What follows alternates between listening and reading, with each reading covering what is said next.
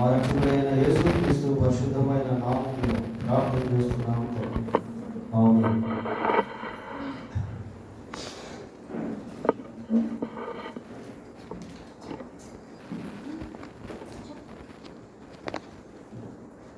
ఈ రాత్రి ఒక ప్రత్యేకమైనటువంటి అంశాన్ని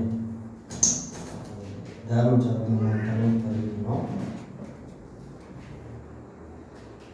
ఉదయకాలం నేను చెప్పాను, నపుంసకుల గురించి కొన్ని విషయాలు ఈ రాత్రికాల సందేశంలో మనం వినబోతున్నాం. మానవ జాతి గురించి ఆలోచన చేసినప్పుడు 3 వర్గాల ప్రజలు సహజంగా ఈ లోకంలో మనకు కనబడతారు.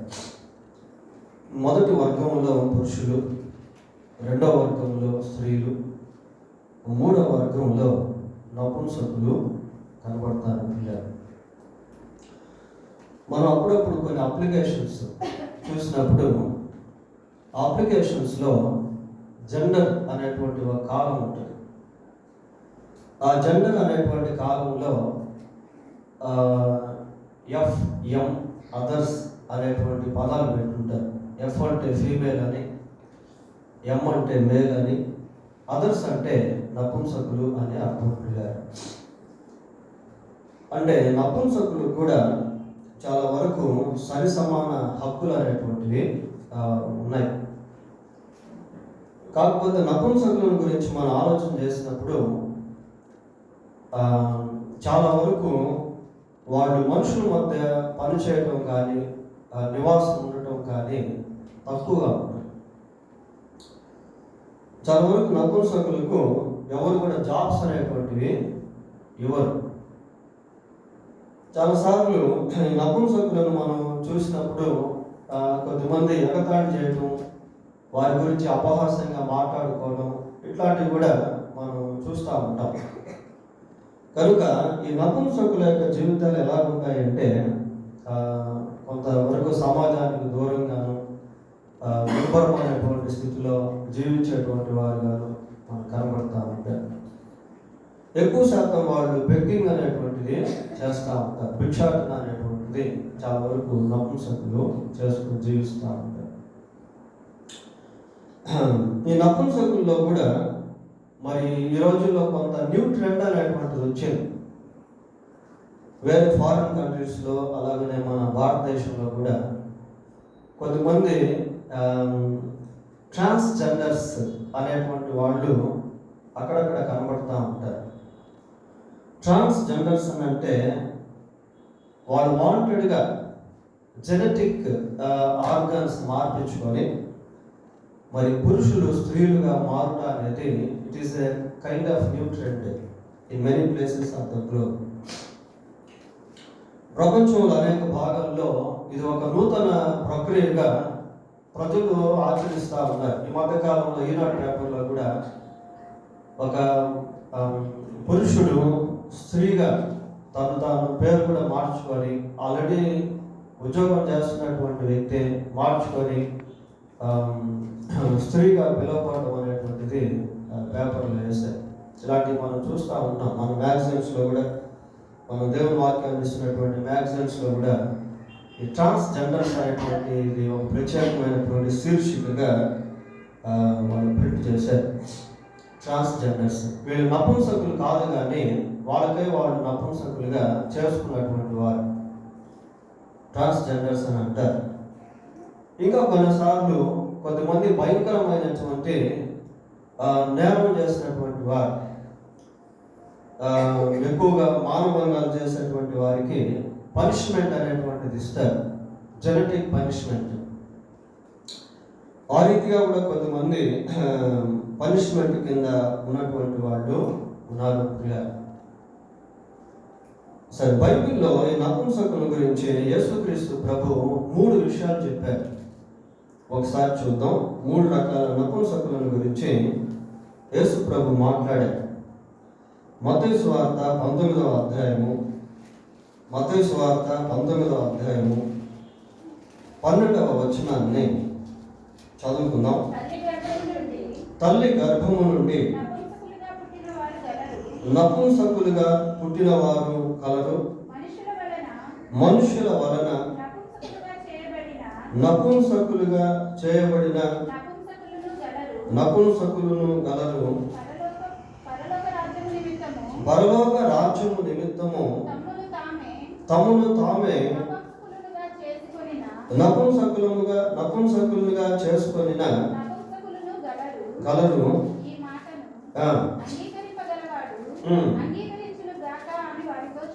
చాలు. ఈ ఒక్క వచనంలో యేసుక్రీస్తు ప్రభు 3 రకాల నపుంసకుల గురించి మాట్లాడారు. 3 రకాల నపుంసకుల గురించి యేసు ప్రభు ఇక్కడ మాట్లాడుతూ ఉన్నాడు. మొదటిది ఏంటి అంటే, తల్లి గర్భమందు నపుంసకులుగా పుట్టిన నపుంసకులు కలరు. అంటే తల్లి గర్భంలో నుండే కొంతమంది నపుంసకులుగా జన్మిస్తారు బై బర్త్. అంటే వాళ్ళు దే ఆర్ నాట్ ట్రాన్స్జెండర్స్. వాళ్ళు అవయవ మార్పిడి చేసుకున్నటువంటి వాళ్ళు కాదు, కానీ వాళ్ళు పుట్టుకతోనే మరి నపుంసకులుగా జన్మిస్తారు. కొన్నిసార్లు జెనెటిక్ ప్రాబ్లం, జన్యుపరమైనటువంటి సమస్యలు ఏదైనా ఉండవచ్చు, లేక వైద్య సంబంధమైనటువంటి సమస్యలు ఏమైనా ఉండవచ్చు, లేక తల్లిదండ్రులకు సంబంధించినటువంటి లోపాలు ఏదైనా ఉండవచ్చు. ఎనిహో ఏదైనప్పటికీ కొంతమంది తల్లి గర్భంలోనే నపుంసకులుగా జన్మిస్తారు. అది ఒకటి. పోతే రెండవ భాగంలో మనుషుల వలన నపుంసకులుగా చేయబడిన నపుంసకులు కలరు. తల్లి గర్భంలో నపుంసకులుగా పుట్టినంత మాత్రాన they are not rejected by God. వాళ్ళు దేవుని చేత తృణీకరింపబడినటువంటి వారు మాత్రము కాదు. పిల్లలు కొన్నిసార్లు తల్లి గర్భమందు వాళ్ళు నపుంసకులుగా పుట్టారు. Do they have the Kingdom of God? వారికి దేవుని యొక్క రాజ్యం ఉందా? వారికి కూడా దేవుని యొక్క రాజ్యం అనేది ఉంది. పిల్లలు, దేవుని రాజ్యం ఎవరికి అంటే, ఎవరు యేసుక్రీస్తు రక్షకుడిగా అంగీకరించిన వాళ్ళకి దేవుని రాజ్యం అనేది ఉంది. God loves everyone. నపుంసకుల్లో కూడా ఆత్మలు అనేటువంటివి ఉంటాయి. మరి స్త్రీ పురుషులకు మనం భౌతికంగా తేడాలు అయితే ఉంటాయి, కానీ ఆత్మకు ఆ తేడా అనేటువంటిది ఉన్నది. సరే, తర్వాత దాని గురించి చూద్దాం. సరే, రెండవ గుంపులో ఎవరు కనిపిస్తున్నారు? మనుషుల వలన చేయబడిన నపుంసకులు. అంటే వీళ్ళు నపుంసకులు కాదు, కానీ మనుషుల వలన వీళ్ళు నపుంసకులుగా చేయబడ్డారు. మరి పాత నిబంధన కాలంలో మనం గమనించినప్పుడు చాలా మంది రాజుల దగ్గర నపుంసకులు ఉండేవాళ్ళు. ఈ రాజులు ఏం చేసేవాళ్ళు అంటే, ప్రత్యేకంగా కొద్దిమందిని నపుంసకులుగా చేసి, వాంటెడ్గా చేసి, వాళ్ళని పర్మనెంట్గా వాళ్ళ దగ్గరే ఉంచేసుకునేవారు, పనులకి ఉంచుకునేవాడు. చూడండి, ఎస్తేరు గ్రంథం మొదటి అధ్యాయము 11వ వచనం ఒకసారి చదువుదాం.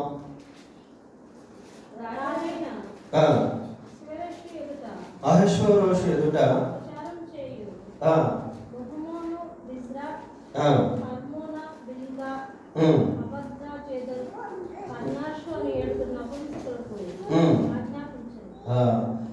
ఏడుగురు నపుంసకులు రాజు అయినటువంటి అహష్వేరోషు దగ్గర ఉన్నారు. ఎక్కువ శాతం రాజులు మనుషులను నపుంసకులుగా చేసి వారి దగ్గరే ఉంచుకునేవాడు.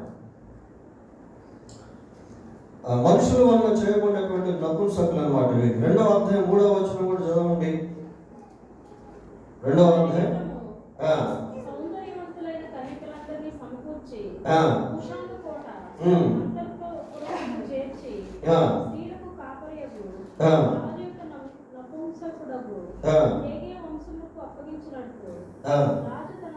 చాలా నపుంసకుడు ఇక్కడ ఏమని చూస్తున్నాము, హేగే వంశము.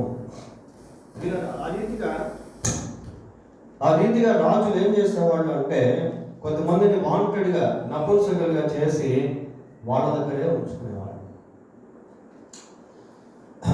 ఆ గోవలో ఎంతో మంది యూదులు బబులోనుకు చెరకొని పోయినప్పుడు నెబుకద్నెజరు కాలంలో కూడా యూదులు అనేక మంది నపుంసకులుగా మారారు. చూడండి, రాజుల 2వ గ్రంథం 20వ అధ్యాయము 18వ వచనం చదువుకుందాం.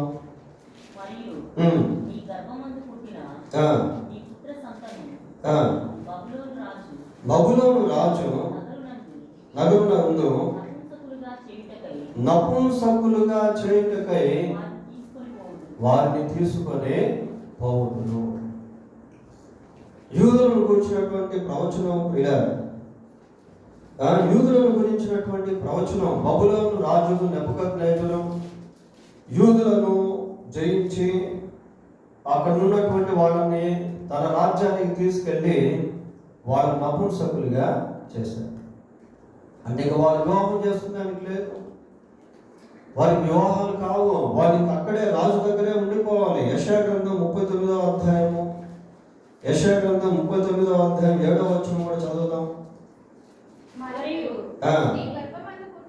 నీ గర్భమందు పుట్టిన నీ పుత్ర సంతానము బబులోను రాజు నగరునందు నపుంసకులుగా చేయుటకై వారు తీసుకొని పోవుదురు.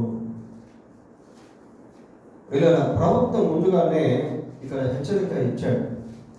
అంటే వీళ్ళు నపుంసకులు కాదు, కానీ వీళ్ళు తీసుకొని పోబడి మనుషుల చేత నపుంసకులుగా చేయబడినటువంటి వాడు, రాజు చేత నపుంసకులుగా చేయబడినటువంటి వాడు. ఇక వాళ్ళు వివాహం చేసుకునేదానికి లేదు, వాళ్ళకంటూ ఒక స్వేచ్ఛ అనేది ఉండదు. వాళ్ళు ఎప్పుడు కూడా రాజు దగ్గరే పనిచేస్తూ ఉండాలి, రాజ్యంలోనే వారికి అప్పగింపబడినటువంటి పనులు చేస్తూ ఉండాలి. పిల్లలు ఇక్కడ చెప్పబడినటువంటి ప్రవచనం ఎక్కడ నెరవేరింది అంటే దానియేలు గ్రంథంలో నెరవేరింది. చూడండి, దానియేలు గ్రంథం 1వ అధ్యాయము 3వ వచనం ఒకసారి చదువుదాం. రాజు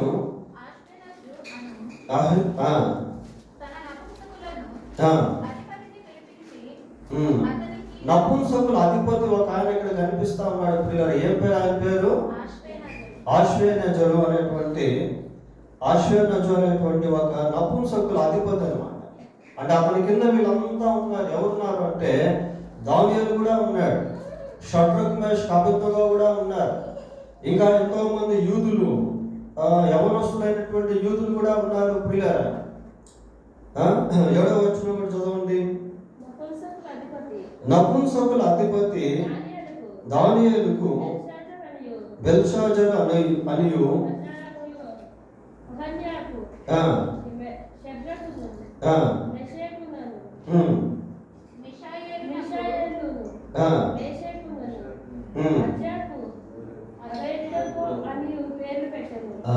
చూడండి, మనం సింపుల్ గా ఏమనుకుంటాం, షడ్రక్ మేషక్ అబేద్నెగో అనుకుంటాం. వాస్తవానికి పేర్లు అవి కాదు పేర్లు. అవన్నీ దేవతల పేర్లు పిల్లారు, వాళ్ళ పేర్లు ఒరిజినల్ ఉన్నాయి. ఆ పేర్లను ఎవరు మార్చారు అంటే నపుంసకుల అధిపతి మార్చారు. వాళ్ళకి వేరే పేర్లు కూడా మనం అక్కడ చదువుకున్నాం, అవి వాళ్ళ యూదా పేర్లు అవి. ఆ పేర్లు తీసేసి ఆ బబులోను సామ్రాజ్యంలో ఉన్నటువంటి దేవతల పేర్లు తీసుకొచ్చి వీళ్ళకి పెట్టారు, షడ్రక్ మేషక్ అబేద్నెగో అని. వాస్తవానికి ఆ పేర్లు వాళ్ళవి కావు. ఆ రీతిగా రాజులు ఏం చేసేవాళ్ళు అంటే వాళ్ళ అండర్టేకింగ్లో వాళ్ళ అధికారం క్రింద నపుంసకుల అధిపతులు ఉండేవాళ్ళు. ఆ నపుంసకుల అధిపతుల క్రింద నపుంసకులుగా చేయబడినటువంటి వాళ్ళు ఉండేవాళ్ళు. వీళ్ళంతా ఏ వర్గానికి సంబంధించినటువంటి వాళ్ళు అంటే ఇందాక మనం యేసుక్రీస్తు ప్రభు చెప్పినటువంటి రెండవ వర్గానికి సంబంధించినటువంటి నపుంసకులు ఉన్నారు. ఒక పక్క తల్లి గర్భంలో నుండి నపుంసకులుగా పిలువబడుతూ ఉన్నారు, రెండవ పక్క మనుషుల చేత నపుంసకులుగా చేయబడి నపుంసకులుగా పిలువబడుతూ ఉన్నారు. షండులు అని కూడా యెషయా గ్రంథంలో ఇంకొక పరాయ పదము వీరికి పెట్టబడుట అనేది మనము చూస్తాం పిల్లలు. అయితే మూడవ దానికి వద్దాం. మూడవది ఏంటి?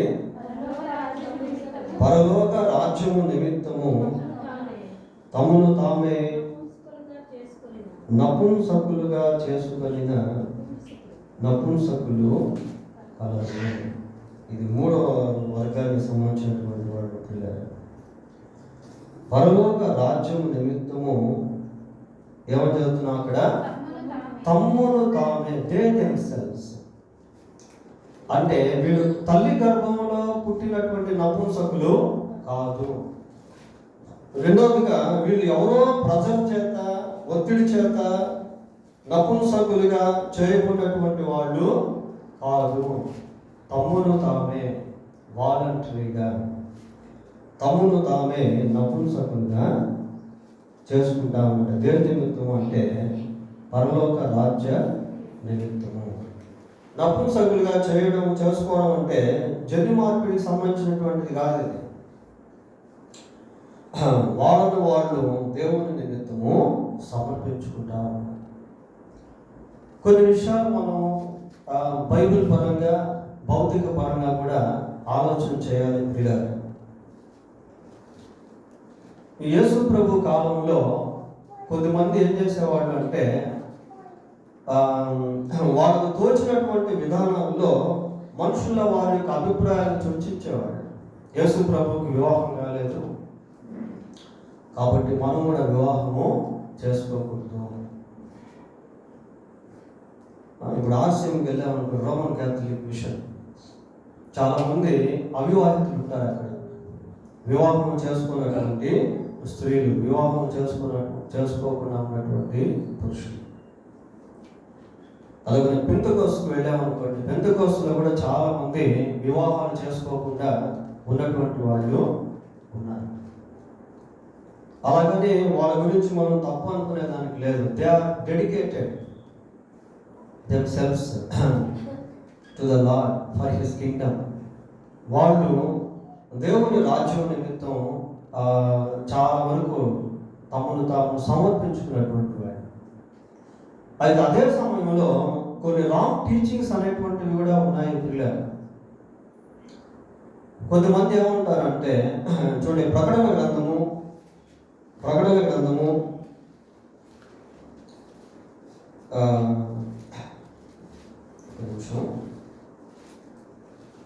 14వ అధ్యాయం, ప్రకటన గ్రంథం 14వ అధ్యాయం 4వ వచనం చదువుకుందాం.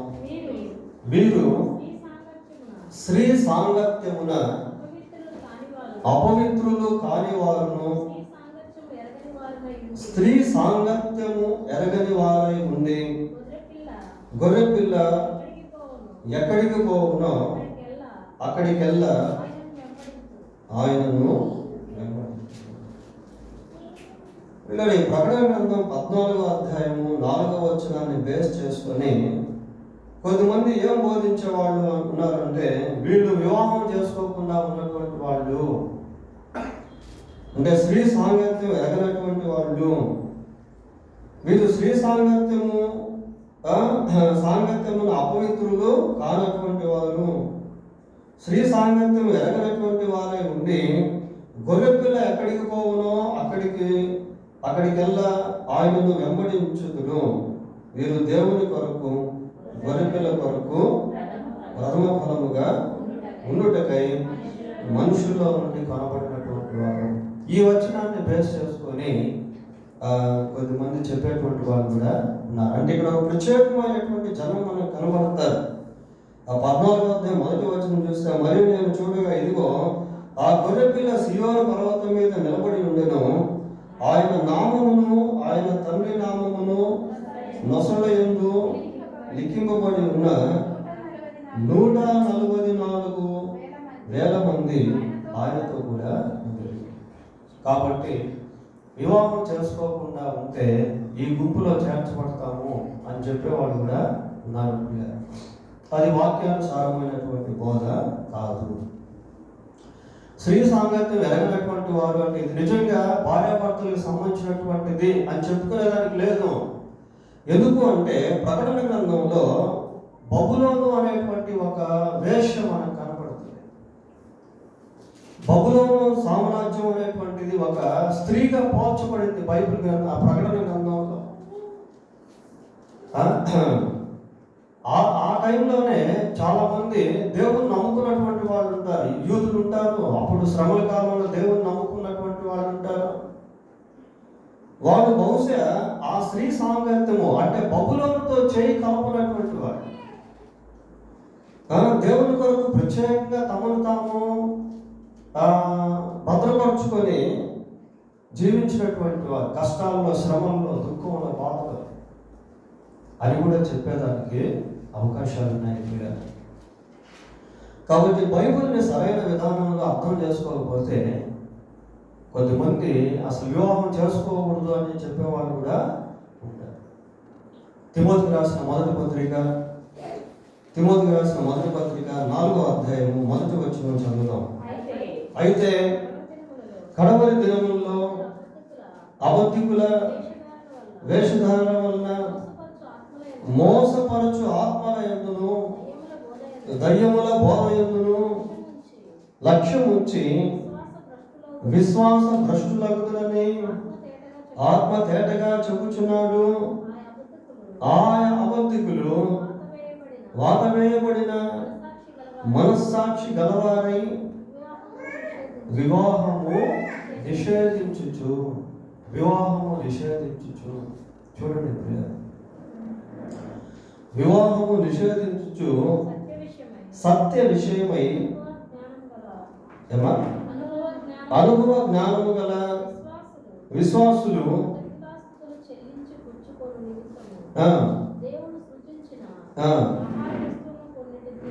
ఆహార వస్తువుల్లో కొన్నిటిని తినుట మానవన్నని చెప్పుచుంటున్నాను. వివాహం నిషేధించు అనే మాట ఇక్కడ మనం చూస్తాం. కాబట్టి మరి నిజంగా వివాహం నిషేధించాలా, వివాహం చేసుకోకూడదా అంటే బైబిల్ దానికి సపోర్ట్ చేయదు ప్రియ. ఎందుకు అంటే ఒకసారి చూడండి, ఆదికాండం 2వ అధ్యాయము 18వ వచనం చదువుకుందాం. 2వ అధ్యాయం 18వ వచనం.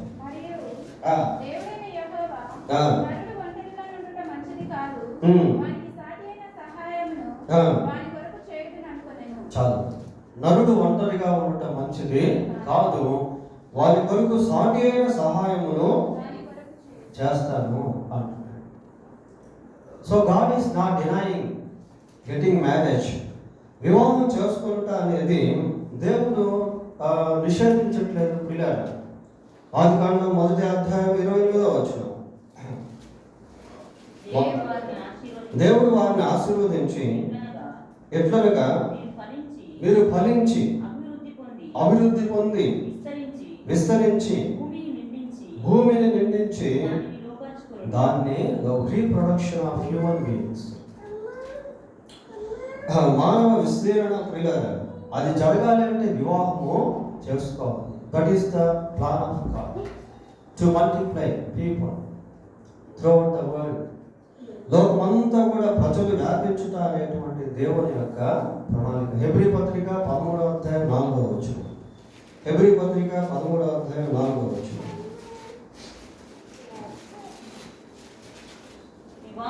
వివాహము అన్ని విషయముల్లో ఘనమైనది అని చూస్తా ఉన్నాం ప్రియులారా. సామెతల గ్రంథం 18:22లో చూస్తే భార్య దొరికిన వారికి మేలు దొరికెను, అట్టి వాడు యెహోవా అన్న అనుగ్రహము పొందెను. ఈ వచనాలన్నీ పక్కన పెట్టి చదివితే వివాహ నిషేధం అనేటువంటిది లేదు. కొరింథీయులకు రాసిన మొదటి పత్రిక 7వ అధ్యాయము, కొరింథీయులకు రాసిన మొదటి పత్రిక 7వ అధ్యాయము మొదటి 2 వచనాలు చదవండి.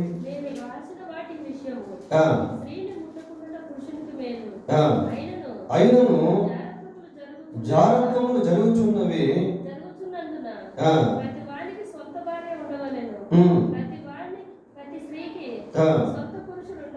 చాలు ప్రియులారా. కనుక ఈ బైబిల్ వచనాలన్నీ కూడా పేర్చి చదివినట్లయితే వివాహ నిషేధం అనేటువంటిది లేదు.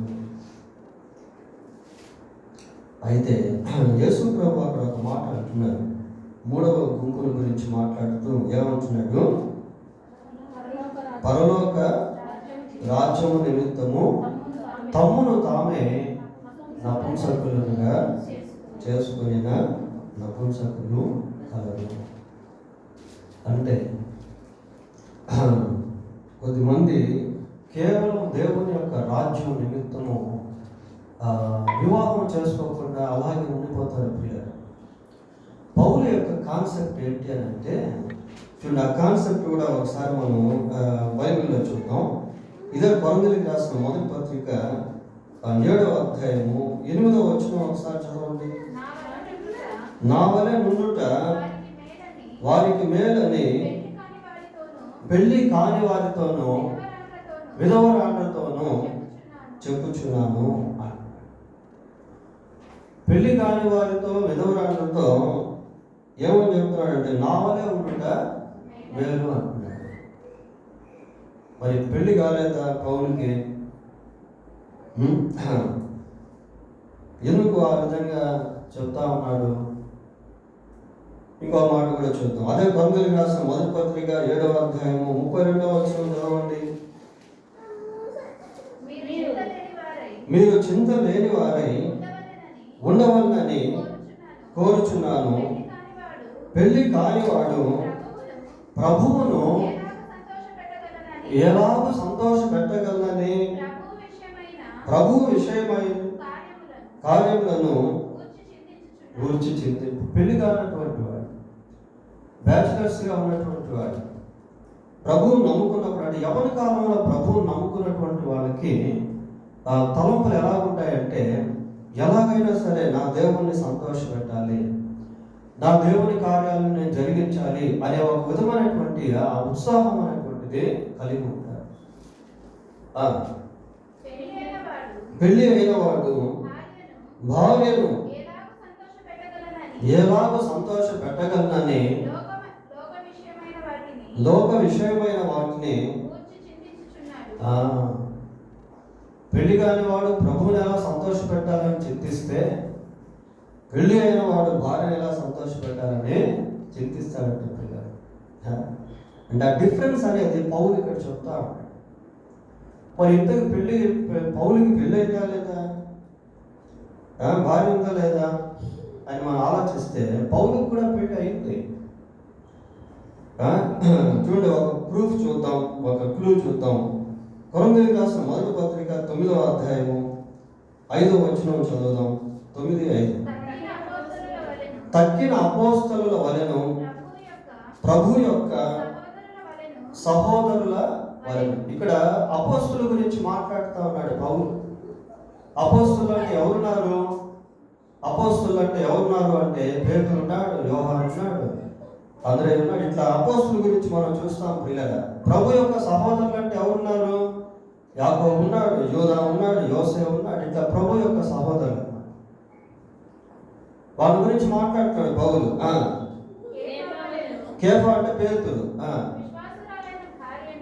విశ్వాసురాలైన భార్యను వెంట పెట్టుకొని తిరుగుటకు మాకు అధికారము లేదా అంటే పరిచర్యలో ఈ వచనాన్ని బట్టి చూస్తే పేతురు కూడా భార్యాభర్తలుగా పరిచర్య చేసినట్టుగా అనిపిస్తూ ఉంది. ఈ వచనాన్ని బట్టి చూస్తే పౌలుకు వివాహం అయిందని కూడా దీన్ని బట్టి చెప్పొచ్చు. కొన్నిసార్లు సన్నిధిలో సభ్యత్వం కలిగి ఉండాలంటే వివాహం అయి ఉండాలి అని కూడా అంటారు సహజంగా. అయితే పౌలు వివాహం అయినప్పటికీ తన మనసు ఎలా ఉంది అంటే ప్రభువును సంతోషపెట్టాలి అనే తపనతో. ఇప్పుడు మనం పాయింట్ వద్దాం. ఇప్పుడు మన ముఖ్య విషయం ఏంటి అని అంటే, వివాహం చేసుకోకుండా దేవుని కోసం జీవించాలి అనుకునేది మంచిది, డెడికేటెడ్ లైఫ్ అని. చాలా మంది వివాహం చేసుకోకుండా దేవుని కొరకు సమర్పించుకొని అప్ టు ద ఎండ్, చివరి వరకు దేవుని కోసం జీవించారు ప్రియ. ఫర్ ఎగ్జాంపుల్ యేసన్న గారిని మనం తీసుకుంటే ఆయన వివాహం చేసుకోలేదు. ఎందుకంటే he completely dedicated himself to God's ministry without having marriage. వివాహం చేసుకోకుండా సంపూర్తిగా తాను దేవునికి సమర్పించుకొని దేవుని యొక్క పరిచర్య చేస్తాడు. ఇంకా ఎంతోమంది ఉన్నారు. మరి ఎలియాఫ్లో ఒక ఆయన సాల్మన్ గారు అని ఉండేవారు. ఆయన కూడా సంపూర్తిగా దేవునికి తాను సమర్పించుకొని పరిచర్య చేశాడు. నెల్లూరు ఆ పరిసర ప్రాంతాల్లో అంశుమతి వేరే నాకు ఆమె కూడా సంపూర్తిగా దేవునికి సమర్పించుకొని today she is in God's ministry, దేవుని పరిచయంలో ఆమె ఉంది ప్రియ. ఇంకా ఎంతోమంది తెలిసిన సహోదరుడు అనిల్ ఉన్నారు. ఆయన కూడా దేవుని సమర్పించుకొని బ్యాచులర్గానే ఉంటూ దేవుని యొక్క పరిచయం, అలాగే ఎంతోమంది ఉన్నారు. అదే రీతిగా వివాహం చేసుకుని కూడా దేవుడిని సంతోషపెట్టేటువంటి వాళ్ళు ఉన్నారు ప్రియ. ఫర్ ఎగ్జాంపుల్ అకులా ప్రిస్కిల్లాని మనం చూస్తే వాళ్ళు వివాహం చేసుకున్నారు. అదే సమయంలో they have a burden for God's kingdom. దేవుని రాజ్యం విషయంలో వారు భారాన్ని కలిగి జీవించారు, సువార్త ప్రకటించారు. హనోకు వివాహం చేసుకున్నాడు. 300 సంవత్సరాలు దేవునితో నడుస్తూ కుమార్తెలను కుటుంబం ఉన్న దేవుణ్ణి సేవించడం, ఒకవేళ వివాహం కాకపోతే బ్యాచులర్గా ఉండి దేవుణ్ణి సేవించడం, ఒకవేళ దేవుని చిత్తంలో దేవుని కొరకు సంపూర్తిగా పరిచయం చేయాలి అని సమర్పించుకొని దేవుని కొరకు జీవించినా కూడా పర్వాలేదు. పాయింట్ ఏంటి అంటే living for Christ is most important, even though we get marry or not. వివాహం చేసుకున్నా చేసుకోకపోయినా క్రీస్తు ప్రభు కొరకు జీవించుట అనేటువంటిది చాలా ప్రాముఖ్యం. తమను తామే నపుంసకులుగా, అంటే ఎవరికి వాళ్ళే డెడికేట్ చేసుకోవాలి దేవుని కొరకు. అలాగని వివాహం చేసుకోకుండా జీవించాలని కాదు. అందుకే పౌలు బ్యాలెన్స్లో మాట్లాడతాడు. 7వ అధ్యాయం అంతా కూడా 7వ అధ్యాయంలో బ్యాలెన్స్గా మాట్లాడతాడు. పిల్లలు ఒక మాట చూద్దాం, కొంచెం బాగుంటుంది. అది కూడా కొరింథీయులకు రాసిన మొదటి పత్రిక 7వ అధ్యాయంలో పౌలు మాట్లాడుతూ ఒక మాట ఉంటాడు. ఏమంటాడంటే 6వ వచనం చదవండి. ఇది నా హితోపదేశమే కానీ ఆజ్ఞ కాదు. ఇది నా హితోపదేశమే. It is not God's message or commandment. ఇది దేవుని యొక్క ఉపదేశమో లేక ఆజ్ఞ అనేటువంటిది కాదు. కనుక వివాహం కాకముందు ప్రభు కొరకు జీవించడం, వివాహం అయిన తర్వాత కూడా ప్రభు కొరకు జీవించడం అనేటువంటిది చాలా ప్రాముఖ్యం. పోతే నపుంసకుల గురించి 3 విషయాలు మనం జ్ఞాపకం చేసుకున్నాం. మొదటిది, తల్లి గర్భమందు పుట్టిన నపుంసకులు వారిని కూడా దేవుడు ప్రేమిస్తా. We have to love them. మనం కూడా వారిని ప్రేమించాలి ప్రియారా. వారి కోసం ప్రార్థన చేయాలి. మన యాచన పుస్తకంలో నపుంసకులను గురించిన ప్రత్యేకమైన ప్రార్థన పాయింట్ కూడా మనం పెట్టాం. మీరు ఎంతమంది చూసారో తెలియదు. చూసారా? 18వ పాయింట్ ఇతరులు అనేటువంటి దాంట్లో ఈ నపుంసకులు, ట్రాన్స్జెండర్స్, వాళ్ళ గురించి కూడా ఈ విజ్ఞాపన పత్రికలో మనం మెన్షన్ చేయడం జరిగింది. తర్వాత నపుంసకుల కోసం ప్రార్థన చేయాలి. నపుంసకులు కూడా మారు మనసు పొందినటువంటి సందర్భాలు ఉన్నాయి.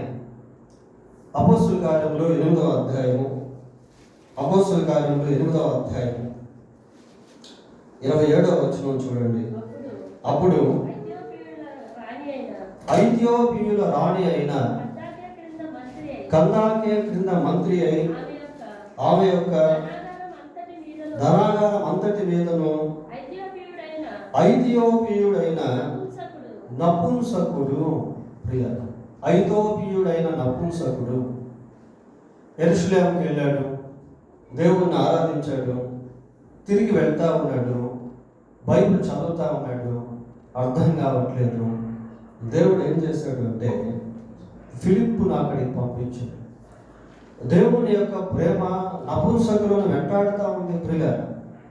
ఫిలిప్పును పంపించి సువార్త చెప్పించి ఆ నపుంసకుడు బాప్తీసం తీసుకునేదానికి దేవుడు సహాయం చేశాడు. కాబట్టి నపుంసకుల కొరకు కూడా దేవుడు తన రాజ్యాన్ని కలిగి ఉన్నాడు. వారికి కూడా దేవుని యొక్క రాజ్యం అనేటువంటిది ఈ రోజుల్లో కూడా ఎంతోమంది నపుంసకులు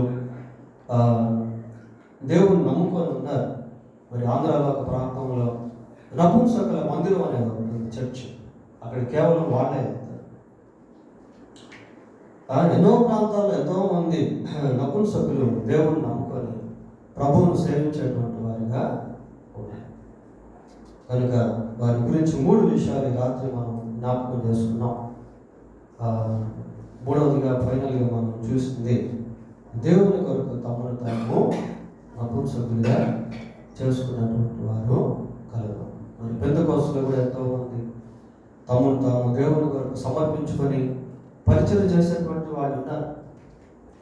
ఆర్సీఎంలో కూడా ఎంతోమంది తమను తాము దేవుని కొరకు సమర్పించుకొని పరిచయం చేసేటువంటి వాళ్ళు పాజిటివ్ వేలో ఉన్నారు.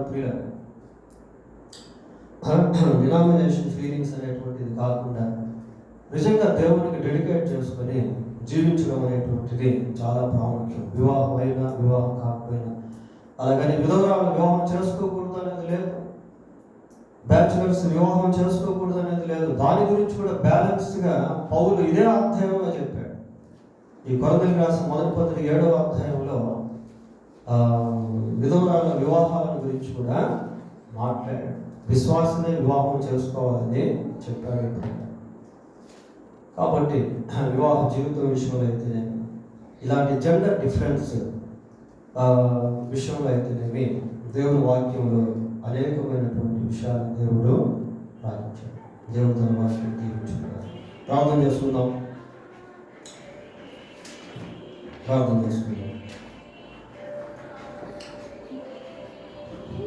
ప్రేమలేని మా తండ్రి, పరిశుద్ధులైన మా దేవా, మీకు వందనాలు, స్తోత్రాలు. మీ వాక్యం ఎంతో అమూల్యమైనది, అమోఘమైనది. మానవ జాతి పట్ల మీకున్న ప్రేమ ఆయన వివిధ రకాలుగా ఉన్నందుకై మీకు స్తోత్రాలు చేస్తున్నాను. ప్రపంచంలో తారతమ్యం లేకుండా అందరినీ ప్రేమిస్తున్న ఏకైక దేవుడు ప్రభా, అందరి కొరకై సిలువలో ప్రాణం పెట్టినటువంటి రక్షకుడు, నపుంసకుల నిమిత్తము కూడా మీరు సిలువలో మీ అమూలమైన రక్తాన్ని చిందించారు. అనాగరికులు అయిన దీపవాసుల కొరకు కూడా మీరు సిలువలో మీ అమూల్యమైన రక్తాన్ని చిందించారు ప్రభా. సమస్త మానవ కోటి కొరకై మీరు సిలువలో ప్రాణం పెట్టారు. ఆయన నీవు లోక పాపమును మోసుకొని పోవు దేవుని గొర్రెపిల్లగా పిలువబడ్డారు. మీరు సర్వలోకములకు ప్రాయశ్చిత్త బలి అయినటువంటి దేవుడు. సమస్త మానవులు మిమ్మల్ని తెలుసుకున్నట్లుగా సహాయం చేయండి. వాక్యం వింటున్నటువంటి మేము మా జీవితాల్లో సమర్పణ కలిగి జీవించుటకు కృప దయచేయండి. మిమ్మల్ని సంతోషపెట్టేటువంటి వారముగా జీవించుటకు సహాయం చేయండి. మీ రాజ్య వ్యాప్తి కొరకై ప్రయాసపడే వారముగా ఉండటకు కృప దయచేయండి. చెప్పబడిన నేటి సందేశంలో మీ మాటలకే ముద్ర వేసి నీరు కట్టి ఫలింపు దయచేయండి. మా ప్రభు అయిన యేసుక్రీస్తు పరిశుద్ధమైన నామములో ప్రార్థన చేస్తున్నాము తండ్రి. ఆమేన్.